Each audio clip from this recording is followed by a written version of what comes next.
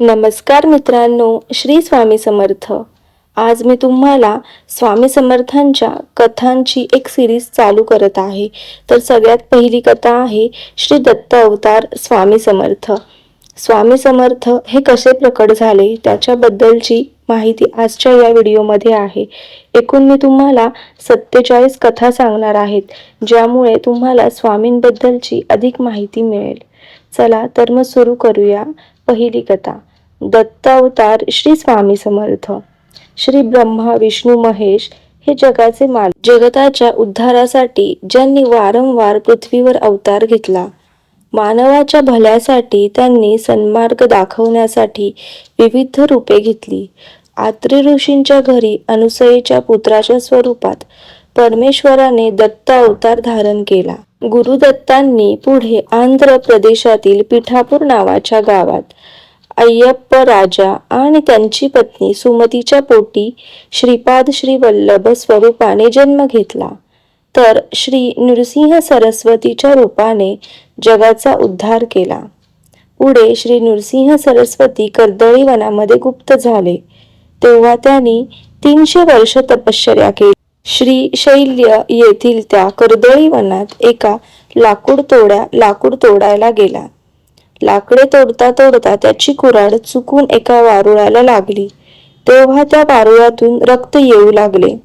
लाकूड तोड्या ते बघून घाबरला, थरथरू लागला। त्याने वारुळाची माती दूर केली, तर त्या मातीतून एक दिव्य तेजस्वी दिगंबर साधू बाहेर आले। तेच पूर्ण दत्त अवतार श्री स्वामी समर्थ। बघता बघता ही वार्ता छेली गावात पसरली। श्री स्वामी समर्थ हेच गुरुदत्त, श्री श्रीपाद श्री वल्लभ, श्री नरसिंह सरस्वती हेच शिर्डीचे साईबाबा। प्रसन्न हसरा चेहरा, विशाल कपाळ, तेजस्वी डोळे, अजानुबाहू, क्रांतिमान, उंच शरीर असे श्री स्वामींचे रूप होते। स्वामी कर्दळी वनातून निघाले, ते देशाटन करायला गेले। श्रीशैल्य, हिमालय, बद्रीनाथ, जगन्नाथपुरी, कलकत्ता असे ते फिरत फिरत ते गोदावरी नदीच्या काठी पोहोचले। तेथे त्यांना भेट चंचल भारतीशी झाली। श्री स्वामी संचार करत करत मंगळवेढा या गावी आले। तेथे त्यांनी 12 वर्ष निवास केला। पुढे पंढरपूर, सोलापूर, अक्कलकोट या गावात त्यांचे वास्तव्य झाले। श्री स्वामी समर्थ सहसा रानात राहत, कधी कधी गावात येत। जय शिवशंकर, नमामि शंकर, शिवशंकर शंभो हा जप श्री स्वामी समर्थ सदा करत असत। श्री स्वामी समर्थांनी आपल्या भक्तांचा उद्धार केला, प्रत्येकाच्या मनोकामना पूर्ण केल्या।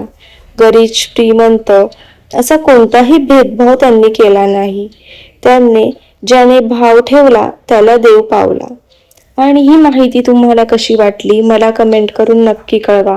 आणि अशाच आध्यात्मिक व्हिडिओंसाठी माझ्या चॅनलला सबस्क्राईब करा। श्री स्वामी समर्थ।